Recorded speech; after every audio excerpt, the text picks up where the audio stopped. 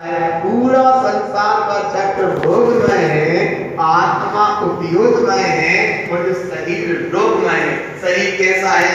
शरीर रोगमय है, आत्मा उपयोगमय है और पूरा संसार भोगमय है। भोगमय संसार का चक्र कब से चला? बोले अनंत काल से है वो व्यवस्था। जीव ने कब से संचलन किया? बोले अनंत काल से किया। अभी तक ये मोक्ष नहीं गया तो क्यों? क्योंकि उसने संसार के भोगों में मस्त रहा। तो गुरु महाराज कहते हैं जनरंजन राग से, कलरंजन दोष से और मनरंजन कारक से बचने का पुरुषार्थ करो। काय का पुरुषार्थ करो? बचने का तो श्रम कर सकते कि नहीं? सामने आग जल रही है तो भैया आग से कम बच के तो निकल सकते हो। सामने गड्ढा है तो कम से कम बच के तो निकल सकते हो। तो बच के निकलने का तो प्रयास कर सकते हो। सामने बाढ़ आई है तो भैया रुक सकते हो या बच के और स्थान दूसरे से निकल सकते हो। नहीं बोले हम तो यहीं में से निकलेंगे तो निकलेंगे तो फिर कहाँ निकलेंगे? 84 का चक्कर बनाते। तो इसीलिए भगवान जिनवाणी हर समय जीव को ऊपर उठाती है, जिनवाणी हर समय तुम्हें संभालती है, जिन शब्द तुम्हें मोक्ष का मार्ग बताते हैं, जिन शब्द तुम्हें परम दशा को उपलब्ध कराते हैं, जिन शब्द तुम्हें इस भव के 84 के चक्कर से बचने में प्रबल कारण है कि नहीं? प्रबल साधन है। इसलिए भगवान इस यात्रा से बचने के लाने कम से कम जिनवाणी को एकाग्रता से सुनो, जिन वचन को एकाग्रता से सुनो, जिन वचन की पात्रता अनुसार साधना करो और साधना करके धीरे धीरे अपनी अंतरात्मा की जागृति होगी, परम दशा की प्राप्ति होगी। ऐसी परम दशा की प्राप्ति की पूरी साधना है। आगे तो पकड़ में आ गया। अब इतने भी जीव देखो अनंत बार गया, इधर भी अनंत बार गया, लेकिन क्या हो गया कि यहाँ गया सिद्धालय में, लेकिन निगोद अवस्था में गया। निगोद अवस्था में गया, यही तो अनंत प्रभु आश्चर्य है, वो अनंत सुखी है और यही निगोदिया जीव अनंत दुखी है। निगोदिया जीव को क्यों? निगोदिया जीव चौथा राज सभी जगह मिलेंगे निगोदिया जीव। और ये केवल बीच में तृष्णा है ना, जहाँ केवल त्रस्त जीव मिलेंगे। 2 इंद्रिय, 3 इंद्रिय, 4 इंद्रिय और 5 इंद्रिय। यहाँ मिलेंगे त्रस्त जीव, केवल त्रस्त जीव मिलेंगे। इधर त्रस्त नहीं मिलेगा, इधर नहीं मिलेगा, इधर नहीं मिलेगा, इधर नहीं मिलेगा। त्रस्त जीव इस त्रस्त नारी के बाहर नहीं मिलेंगे, लेकिन निगोदिया जीव यहाँ भी मिलेंगे और यहाँ भी मिलेंगे। निगोदिया जीव की व्यवस्था तृष्णारी में भी है और इसके बाहर भी है, पर त्रस्त जीव इसके बाहर नहीं है। इसलिए इसका नाम है तृष्णारी। जैसे नहीं दिख रहे या तृष्णारी। 7 नरक नीचे है, नीचे निगोद है। आया ना? तत्का सूत्र आया है, रत्न शर्करा बालिका पंख धूम तमो महाप्रभा भूमियो घनाम्बु पाता काश प्रतिष्ठा सत्ता दूधा। 7 नरक के पृथ्वी के नीचे है, सत्ता दूधा और अधा नीचे का है? बोले नीचे निगोद है। और नीचे क्या है? बोले और नीचे निगोद है। अब निगोद की अवस्था जैसे जीव, यहाँ क्यों निगोद कहा? जब सब जगह निगोद या जीव है तो यही क्यों कहा? तो यहाँ इसलिए कहा इनका एक परमानेंट स्थान है, परमानेंट ठिकाना है। यहाँ देखो निगोद या जीव तो सब जगह है, लेकिन यहाँ परमानेंट ठिकाना क्यों कह दिया? इसलिए कहा, देखो किस लिए कहा? एक मजदूर तो सब जगह घूम रहे हैं, काम करने वाले के मजदूर तुम देखो सब जगह मिल जाएंगे, लेकिन फिर भी कोई काटता रहता है कि भैया वहां जाओगे तो सब मिल जाएंगे, सब तरह के मजदूर। यही उनका ठिकाना है कि भैया कहीं मत ढूंढो, जल्दी ढूंढने तो सभी ठिकाना, लेकिन मजदूर तो सब जगह घूम रहे हैं। तो ऐसे निगोदिया जीव तो बेचारे सब जगह है, लेकिन यहाँ उनका क्या स्थान है? परमानेंट अड्डा, परमानेंट ठिकाना। यहाँ निगोद की अवस्था। अब जैसे तैसे जीव यहाँ से निकले तो भगवान एक श्वास में 8, 10, 12 और देखो 6 महीना 8 समय में 608 जीव यहाँ से निकल भी रहे हैं, शादी पद को धारण भी कर रहे हैं और माने 608 जीव नियम से 6 महीने 8 समय में मोक्ष भी जा रहा है। ये चक्र चल रहा है, पर ये जीव कौन सा बिरला जीव निगोदिया ऐसे निकलता होगा? कैसे निकलता होगा? देखो यहाँ से कैसे निकला? जैसे देखो अब ये अंधकार है पूरा, तो कहीं ये प्रकाश ज्ञान का प्रकाश तो है ना? कैसा प्रकाश है कि अक्षर के अनंत विभाग ज्ञान का अवगाढ़ है, अक्षर के अनंत विभाग ज्ञान का प्रकाश तो है। और ऐसा जीव ऐसे निकल जाता है जैसे किसी अंधेरे का खंदरे में पड़ गया। खंदरा खंदरे खंदरा खंदरा कौन का पैर पड़ गया? आंधरे का पैर खंदरे में पड़ गया और वो नहीं समझ पाया तो गिर जाता। लेकिन कोई बिरला जी माने ने कोई कम अवस्था नहीं है, कोई बिरला जी ज्ञान क्योंकि निगुत कितनी है? अनंतानंत। निगुत के लिए कितने हैं? अनंतानंत है। तो इन जीवों की दशा को थोड़ी कहानी का अनुभव करो। रात भर पानी गिरा, तुमने तो अपनी व्यवस्था कर ली, लेकिन पानी में जलकाई की जीव राशि थी, बाकी व्यवस्था कौन ने करी? आया ना? बोले साफ पानी रात से गिरा, रात भर गिरा, शाम के गिरा तो जलकाय जीव राशि है ना। कितनी जीव राशि है? जलकाय जीव राशि से तो तुमने रक्षा कर ली, क्योंकि तुम सेनी अवस्था में हो, मनुष्य पर्याय हो, तुमने तो रक्षा व्यवस्था की बुद्धि पूर्वक कर ली, लेकिन उनकी रक्षा कौन ने करी? उनकी रक्षा करने का मतलब क्या था? बोले ये था कि अगर वो पानी गिर रहा था तो तुम कम से कम अधर में कुछ ले लेते ताकि इसको चोट न लगती। देखो रक्षा का भाव क्या है? बोले करना नहीं थी तुम्हें, क्यों करना नहीं थी? अगर पानी का तुम्हें उपयोग करना है तो जरूर कुरियाती का पानी झेल लोगे। पानी अंदर ना होगा तो उसे बड़ी संभाल करके घर में लेके जाओगे, और जब संभाल नहीं है तो कितना पानी गिर रहा, कितना व्यर्थ में चला जा रहा। इसलिए भगवान तुम रक्षा तुम्हारी कर लोगे, लेकिन बात स्थावर पर्याय की जीव की रक्षा कौन करे? उनकी कौन करे? तो स्थावर नाम कर्म का उदय ही जिस जीव का है, वो तो उस जीव में, उस गति में जीव परिभ्रमण कर रहा है। बड़े ही मुश्किल से निगोद से ये जीव निकला, कभी तो इंद्री में आया तो दौलत राम जी ने कहा कि इसे चिंतामणि रत्न मिल गया। क्या मिल गया? दुर्लभ लई ज्यों चिंतामणि त्यों पर्याय लई दृष्टि। इसे दुर्लभ पर्याय मिल गया, मतलब दुर्लभ रत्न मिल गया। क्या रत्न मिल गया? कि अब इसे त्रस पर्याय में आने की सीमा मिल गई। अभी तक वो क्या कर रहा था? यहाँ सब जगह भ्रमण कर रहा था, निगोदिया, और अब यहाँ से जैसे इसे बुद्धि को भटकने का कोई चांस ही नहीं है ना, बुद्धि को भटकने का कोई चांस नहीं है। जैसे देखो कैसे, कहीं तुम रास्ता पे जा रहे, कहीं तुम्हें इस रास्ता के पते नहीं है, बोध नहीं है, सामने देखे चार रास्ता है तो वहाँ भ्रमने का टाइम लगता है, हमें कौन सी रास्ता कैसे जाए ताकि हम अपने स्थान पे पहुंचे। लेकिन यहाँ 4 रास्ता है ही नहीं, यहाँ तो डायरेक्ट एक ही रास्ता है ना, एक ही रास्ता है, विशुद्ध तारण एक ही रास्ता है, और वो रास्ता है कि कहीं तुम्हें भटकने का कोई चांस है ही नहीं, क्योंकि दूसरी कोई सामने रास्ता है ही नहीं। तो इसलिए भगवान एक रास्ता मिली, एक है मिली सच्ची रास्ता, इससे रखो तुम वास्ता, और जहां इससे रखोगे वास्ता तो आत्मा का अनुभव देखो अभी होता है, अभी होता है। देखो तुम्हारा जितना काम बन जाए सो बन जाए, नहीं बन पा रहा तो भैया वांछना अनवरत चल रही है, 49 दिन का पाठ अनवरत हो ही रहा है, और तत्व की चर्चा सुबह शाम हो ही रही है, विद्यालय में भी हो रही है, रविवार में भाभी योग बन रहा है, बिहार में विद्यालय में भी हो रहे। लेकिन हम मूल बात कितनी बता कि कैसे तो भगवान अपनी मति को जो मन का संयोग मिला है ना, अभी क्या सेहती दशा में तुम मतलोक में हो, यहाँ कहाँ मतलोक में ना, वो मतलोक में भी मिलेच्छ खंड में नहीं, आर्य खंड में। आर्य खंड का मतलब जहाँ तीर्थंकरों का जन्म होता है, महापुरुषों का जन्म होता है, मिलेच्छ खंड में नहीं होता। मिलेच्छ खंड में ना तीर्थंकरों का जन्म है, ना महापुरुषों को समागम है, और ना सत्संग है, और ना आत्मा शुद्धात्मा परमात्मा की कोई बात ही नहीं है, बात ही नहीं है। आप बोले इस बात को कैसे समझ में आए? तो परास्या के पास है कौन सा स्थान है? वो पातालकोट। पातालकोट का क्या मतलब? अच्छा, पाताल माने पाताल में, कोट माने रहने का, कोट माने एक सीमा, पाताल कोट माने जिनकी रहने की सीमा पाताल में है। तो पाताल में माने कोई नरक में नहीं है बेटे, ऐसे नहीं है। पाताल माने जिस पूरे 7 नरक की व्यवस्था, तो एक पाताल, एक मतलब कि ऊर्ध्व। तो क्या वो पाताल को डरे?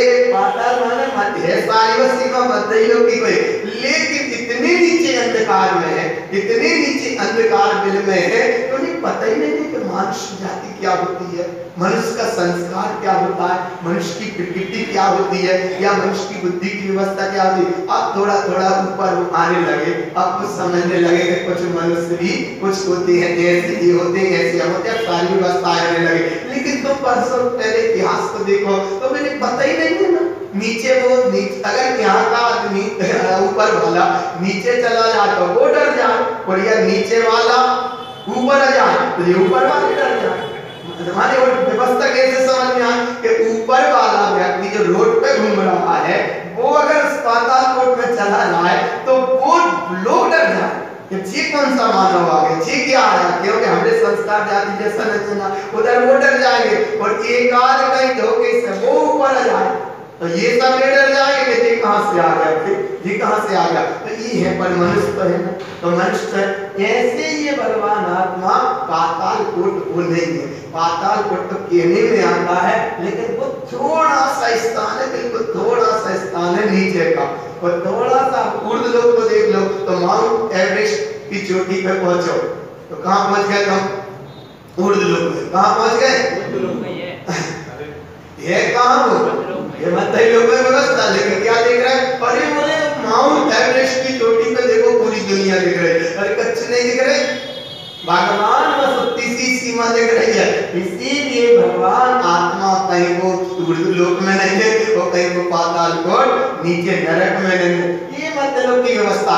चार तरह के वन है, पहला वन है भद्रसाल वन, दूसरा वन है नंदन वन, तीसरा वन है सोमनाथ वन और चौथा वन है पांडव वन। बस ये चार वन है, पूरी मध्य लोक की व्यवस्था है। चार वन, पहला वन कौन सा, भद्रसाल वन, थोड़ा सा लगता है जैसे निचला स्थान माने जैसे पाताल कोट जैसा, या कोई गहरी खाइयों में चले जाएं माने बहुत नीचे आ गए, तो ऐसा नहीं। तो ये पाताल कोट आदि कोई कुछ नहीं है। मूल बात ये है कि थोड़ा सा मध्य लोक की जरा सी एक सुई की नोक नीचे उतरे मध्य लोक में तो लगने लगा हम पाताल कोट में आ गए, और एक सुई नोक ऊपर गए, माउंट एवरेस्ट चोटी जैसे में गए या हिमालय के पर्वत पर गए, बहुत बड़े ऊपर आ गए, बहुत बड़े ऊपर आ गए। मतलब इधर की सीमा से देखो तो केवल एक आध सुई ऊपर भाई, कितने भाई, यहाँ पे एक सुई की नोक नीचे और एक सुई की नोक ऊपर, इतने में हिमालय और पाताल कोट सब एक समाज आते। भगवान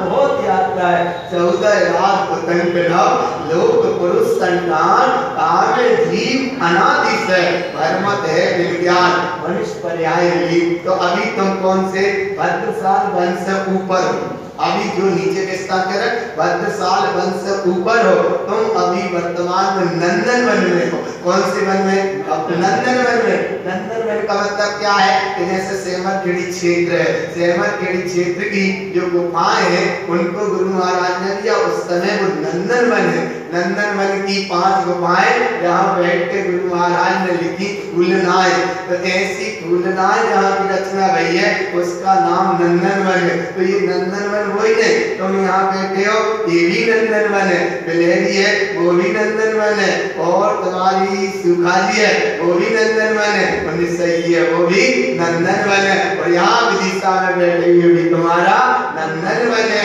क्योंकि आत्मा की चर्चा है, काय की चर्चा है।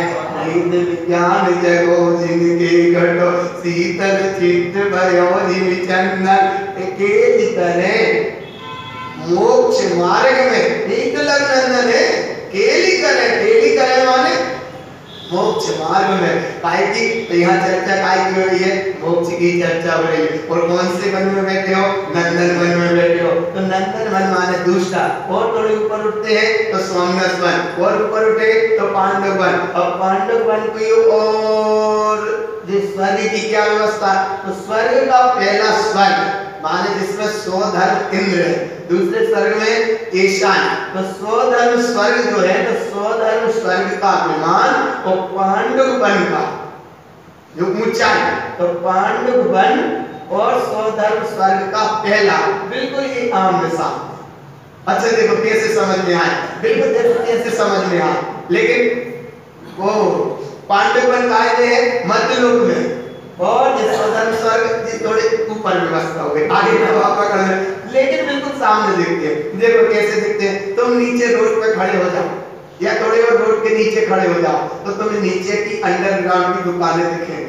नीचे खड़े होगे तो नीचे अंडरग्राउंड की दुकानें दिखेंगी। थोड़े तुम बीच में जाओगे तो तुम्हें जब बीच का हाल दिखने लगेगा, जब बीच का हाल दिखने लगेगा। थोड़े और तुम अपनी छत पे पहुंच जाओगे तो छत पे पहुंचे तो ऊपर से शिखर दिखने लगेगा, आया ना।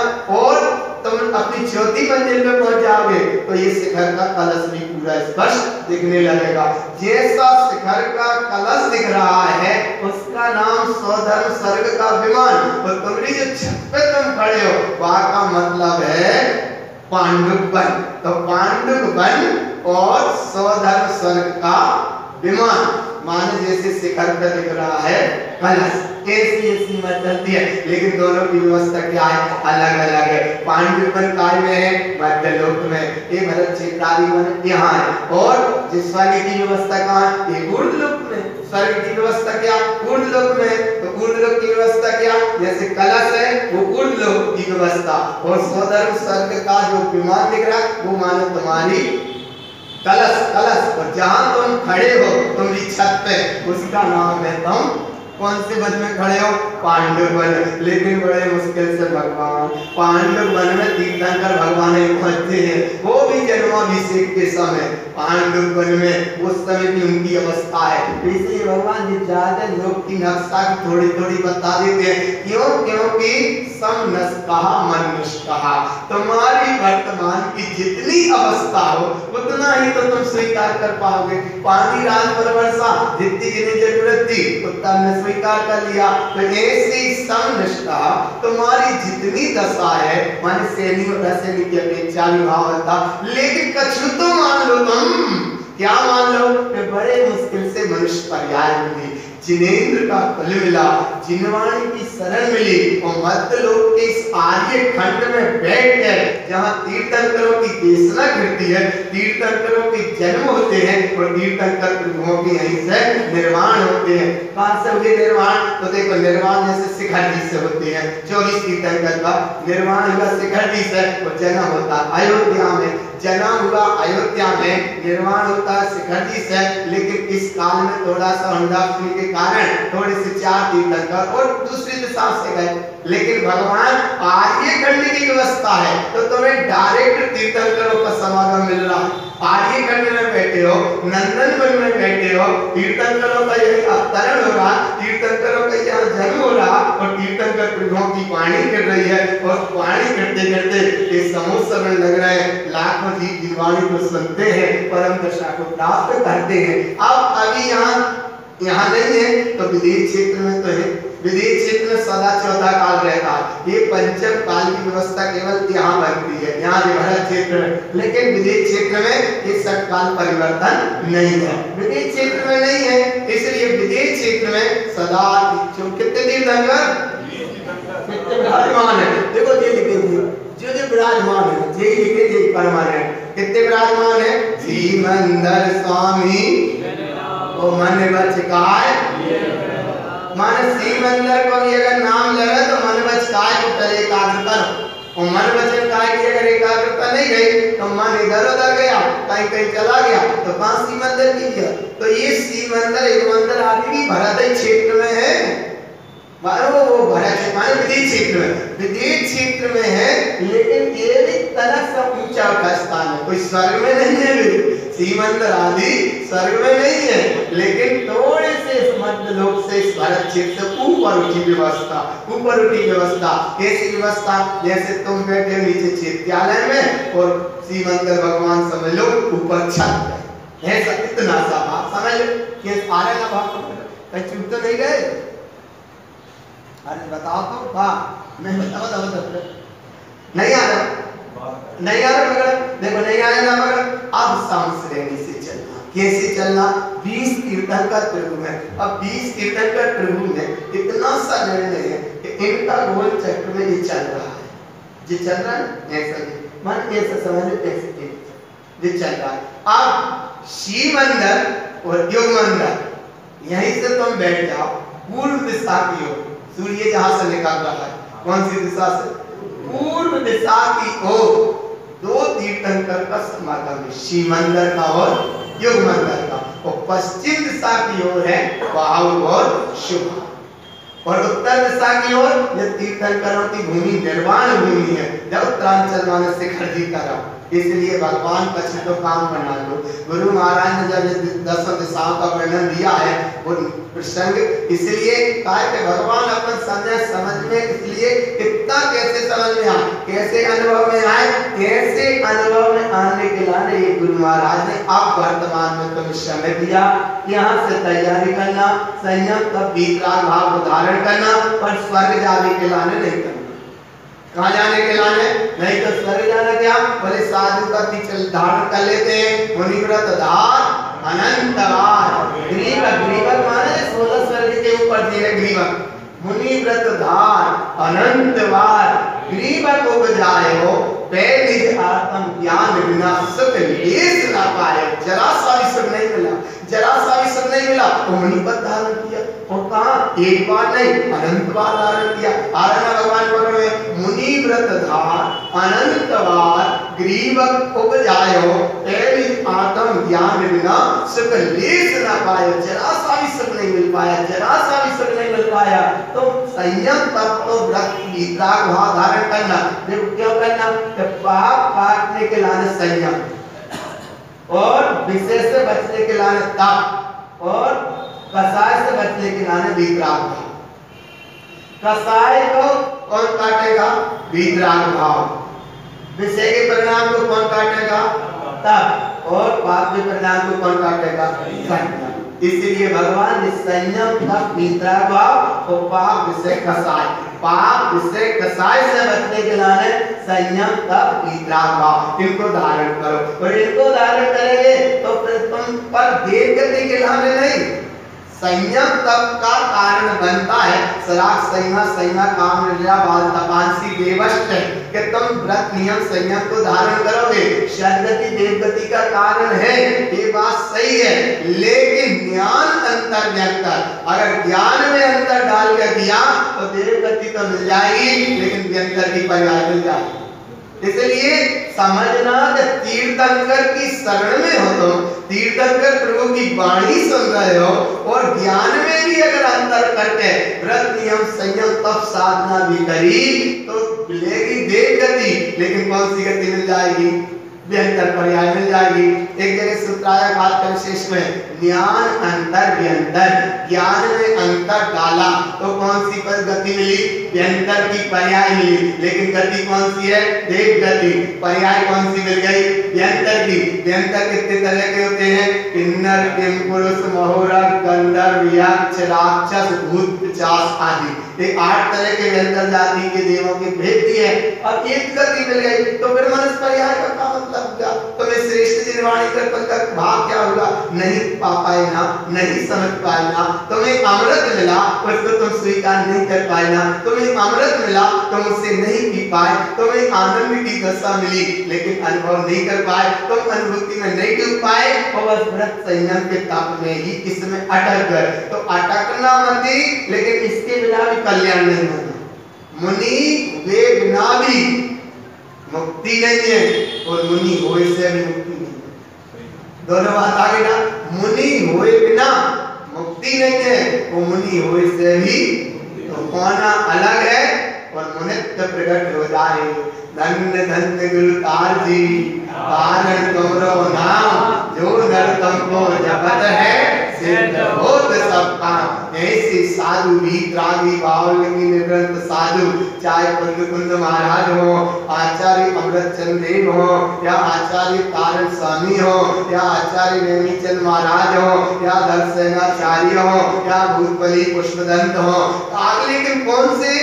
ये मुनि, मुनि माने मुनि हुए बिना भी मुक्ति नहीं, वो मुनि हो गए, और लेट चपेट वाले हो गए, भटक में भटकने वाले हो गए, तो फिर वही गिरिवर या चलती रहती। अच्छा और देखो, सामान्यतः साधना करने वाले यहाँ नहीं जा पाते, वो मुनि यहाँ जा पाते हैं ग्रीवक, कि जो 28 मूल गुणों का निरतिचार पालन करते हैं। 28 मूल गुणों का जिनका निरतिचार पालन होता है, और ऐसे साधु कि जिनके शरीर का तीर्ण विदीर्ण हो जाए, उसमें नमक मिर्च भर दिया जाए और वे उप ना करें, इतनी कसाई की जिनकी मंदता हो गई, साधु का शरीर तीर्ण विदीर्ण कर दे, उसमें नमक मिर्च भी भरते हैं और 28 गुण का निरति 4 पालन भी कर रहे हैं। तो ऐसे साधु ऐसा आया तत्वासूत्र ग्रंथ में निर्णय है, ऐसा निर्णय आया। तो इसलिए भगवान थोड़ा सा कछु तो काम बना लो। और ग्रंथ में एक निर्णय आया कि तुम साधु हो गए, कोई भी हो गए, कोई भी, तुम्हारी व्यवस्था होगी। काय की व्यवस्था होगी? जैसे आहार की होगी, माने होगी, उदय में होगी तो होगी, इतना विश्वास है ना। अब तुम्हें साधु हो गए, कोई भी व्यक्ति साधु हो गया, तो साधु हो गए तो आहार की व्यवस्था अपने आप होगी ही होगी। लेकिन आहार के लाने साधु हो गए तो दुर्गति होगी। नहीं आ रहे पकड़ में? आ गया आशा पकड़ में? साधु हो गए, व्यवस्था अपने आप होगी ही होगी। और कहीं आहार के लाने साधु हो गए तो फिर क्या नहीं होगी? फिर मुक्ति नहीं। काय के लाने भाई देख आगे भाव पकड़ में ना कि व्यवस्था हो रही है वह अलग चीज है, वो भाई के लाने भय है, वह व्यवस्था आगे ना होगा। इसीलिए साधु हो बिना मुक्ति नहीं, और साधु हो भी गए तो भी मुक्ति नहीं। तो साधु कौन से? सिद्ध बुद्धि मुनिराज जैसे। साधु कैसे? गुरु बाबा जैसे। अगर गुरु बाबा जैसी साधुता में नहीं आ रही तो कम से कम मध्यम पात्रता का पालन करो। वो मध्यम पात्रता को नहीं हो रहा तो कम से कम जघन्य पात्र तो सही हो जाओ, जघन्य पात्र सही हो जाओ भगवान। क्योंकि माला रोहण भी सुन ले। माला रोहण माने वेद ज्ञान सम्यक दर्शन होना, यही तो माला रोहण है। पंडित पूजा सुनी थी, पूजा पूज्य समाचरे, ये पूजा का सही विधान है। कमल भक्ति चीज सुनी थी, कमल भक्ति सी जिसकी गिर गई बनता है भगवान है। श्राप का चार में सावधान अपने में रहना, यही श्राप का चार है। और ज्ञान समुच्चय सार में वेद ज्ञान युक्त सम्यक दर्शन तत्व निर्णय होना ज्ञान समुच्चय सार है। और अब है उपदेश शुद्ध सार। अब क्या है? उपदेश शुद्ध सार। उपदेश शुद्ध सार का भाव क्या है? देखो ऊपर लिखा है, ध्यान से पढ़ लेना। निकल कितना में ये आ रहा है बिल्कुल। सिद्ध परम पद पाना ही उपदेश शुद्ध सार का सार है। वेद ज्ञान तत्व निर्णय की अब बात नहीं गई, क्या हो गई? सिद्ध परम पद पाना ही उपदेश शुद्ध सार का सार है। वो जो साधु होते हैं यहाँ व्यवस्थित होने के लाने साधु होते हैं। ऐसे साधुओं के लाने, ऐसे भीतरागी बाहर नहीं निर्गत साधु के लाने इस पृथ्वी पे चलते हुए सिद्ध के समान कहा है। कैसा कहा है? ऐसे साधु को चलते फिरते सिद्ध के समान कहा है। और वे आहारी वाले साधु गए, वे मतलब चलते फिरते पृथ्वी का भाग है। ऐसा आगम ग्रंथों में आया है। भगवान इसलिए दृष्टि रखो एक ही, निस्सदातम एक ही। कहाँ जाना है? आप धीरे धीरे बोल रहे, इतने तो नहीं गिर रहा पानी, इतने तो बरस रही है जिनवाणी। तो तनक मोती फूलों की जबान देगी। क्या जाना है? मोक्ष जाना है। तो वीतराग भाव जघन्य पात्र के साथ तुम नियम से आगे बढ़ो, थोड़ी थोड़ी सी साधना से बढ़ो, लेकिन सम्यक मार्ग से बढ़ोगे, सम्यक मार्ग से बढ़ोगे तो यहाँ तक पहुँचोगे। देखो वेद ज्ञान तत्व निर्णय होना ज्ञान समुच्चय सार है। और यहाँ से डायरेक्ट काम का सिलेक्शन कहाँ हो गया? जल्दी प्रमोशन हो गया। कहाँ हो गया? सिद्ध परम पद पाना ही उपदेश शुद्ध सार का सार है। इसीलिए गुरु महाराज यहाँ समझा रहे कि भैया थोड़ा सा समय मिलो है तो तुम संयम तक वितराग भाव भी धारण करना, लेकिन देव गति के लाने नहीं करना। क्या देव गति हो जाए, क्या इधर पहुंच जाए, इसके लिए नहीं करना। करना जरूर, क्योंकि इसके बिना कल्याण भी नहीं होना। जब बागड़ है पूरी संयम का वितराग भाव, ये बागड़ है फसल की रक्षा करने वाले। इसलिए भगवान बिना संयम तक के वितराग भाव के बिना तुम्हारी रक्षा कैसे होगी? इस आत्मा की कैसे रक्षा होगी? तो ऐसी आत्मा की रक्षा करो, संयम का वितराग भाव को धारण करना, लेकिन हमें देव गति हो जाए बाकी लाने नहीं करना। नहीं तो करो फिर पालकी उठेगी, अपने तो पालकी उठती है ना, उठती है ना जीवानी पालकी शोभा यात्रा तारण समाज में जब विशेषता और भी शुद्ध पंचमी के दिन और जगह भी उठती है पालकी। लेकिन जितना सबकी आराधना की शुद्ध पंचमी के दिन भी पालकी जी का मंगल विहार होता है। लेकिन यहाँ मूल बात पालकी जी के अलावा दूसरा काम नहीं करते। पालकी जी उठती है ना, अब पालकी जी उठ रही है तो देख पाएंगे पहले हम उठाएंगे, वो मनुष्य कहेंगे हम उठाएंगे, जब ऐसा ना प्रश्न, अरे तुम भगवान कहीं ये संयम तब बीतरा हुआ और छोटे परिणाम से जीव देव भी होगा, तो कहीं जब पालकी उठी हाथ नहीं लगा, उठाई नहीं पाई है, और आदिनाथ जैसे कोई समझाने वालों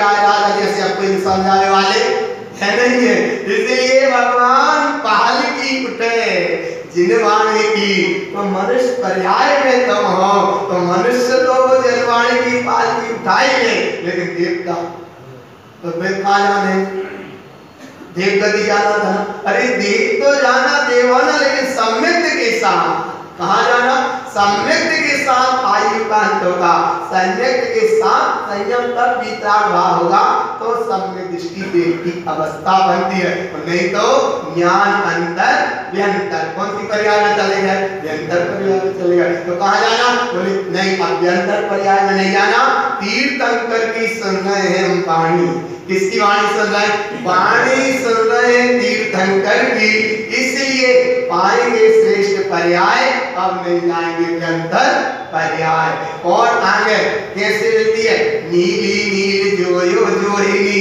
नीली नीली माने नीली नीलेस्या, नीली नील जोयो जोहिनी, जोयो जोहिनी माने जोहिनी कहते हैं योग की साधना को, और योग कहते हैं योग को, तो योग की साधना भी करी और योग की साधना रूप परिणतियां भी बनाई, सब कुछ बनाई, लेकिन भीतर का रही नीली नील, नील निश्चय का परिणाम रहा, तो ज्ञान अंतर व्यंतर, साधना भी करी और वो कहाँ चला गया, कहाँ चला गया, कहाँ चला गया, कहाँ जाना है, मोक्ष जाना, तो गुरु महाराज कह रहे तनक संभाल करो, तनक संभाल करो, क्या संभाल करो, बोले संभाल ये करो कि एक बार नहीं समझ लो बस, जैसे 1 मिनट तो समझ लेगा, तो बोले इतने समझदार है तो फटाफट समझ लेंगे, क्या समझ लेंगे, बोले तुम बस समझा दो जल्दी से हम समझ जाएंगे, तो एक बार समझ गए ना, सिद्ध परम पद पाना ही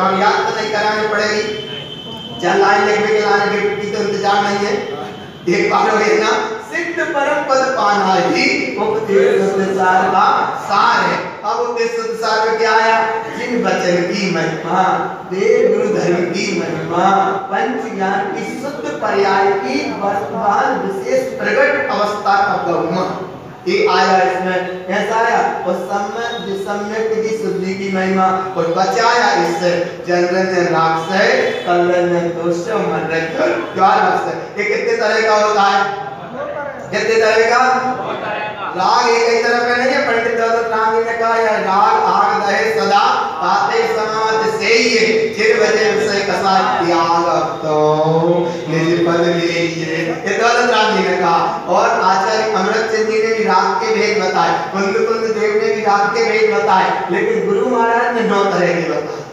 कितने बताए, कितने तरह के, हाँ 9 तरह के, और एक ही राग के परिणाम में गए तो वाणी सुनोगे तीर्थंकर की, और परिणति होगी नौकर जैसी, माने बात सुनोगे प्रेसिडेंट की, और परिणति है सर्वेंट जैसी, गाय के 9 तरह से बताए, 9 माने नौकर जैसा, तो ये सम्राट के यहाँ सम्राट होने के बाद भी परिणामों में नौकर बना रहता, इसलिए भगवान दीन नहीं होना, हीन नहीं होना, पराधीन नहीं होना, ये 9 तरह का राग है, कितना सरल होता है, पहला राग है पाक्षिक राग, दूसरा राग है शरीर राग, तीसरा राग है बल राग, चौथा राग है सहकार राग, और 5वां राग है परिणाम राग, छठवां कौन सा, रागस्य राग, माने एक राग का ही राग है, बोले कचरा करा कैसे समझ में आता, जैसे रस्सी से रस्सी बांधना, राग कैसे, बोले एक रस्सी को छोड़ एक रस्सी जल दो, दोनों रस्सी मान राग, लेकिन राग का राग, रस्सी से रस्सी, वो गैया का गला, काय से बन गई गैया, रस्सी से बनी, कि रस्सी में बनी, बजाते ना कानी मोहरी का, वह भागी जागी गठान बावन दसा, तो गैया बन गई, अरे गैया नहीं बन गई, रागस्य राग, रस्सी से रस्सी, इसका राग है, और अनमोल राग, तीसरे ने और कही बहुत अच्छी रही गैया बन गई। बाने व्यर्थ में ही अनुभव न कर रही आपकी और प्रकृति राग बोले जाके की आदत ही थी।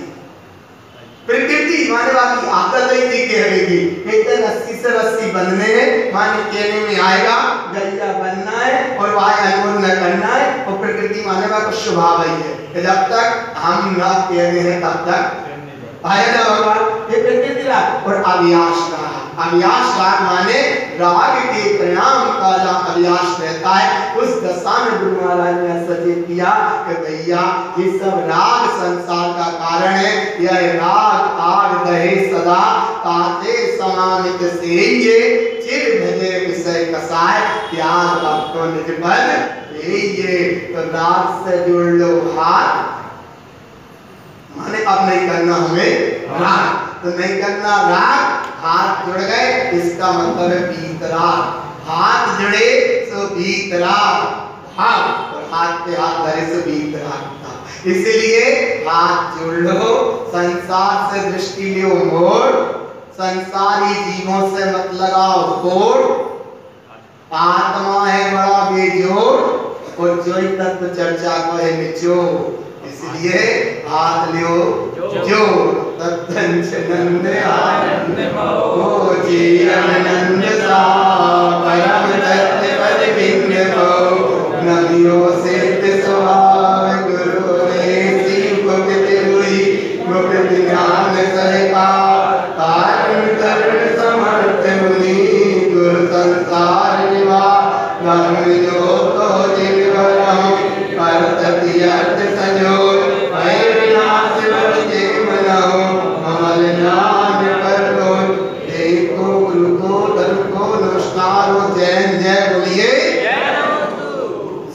देव की गुरु बाबा की 14 ग्रंथाधिकारी की 24 तीर्थंकर भगवान की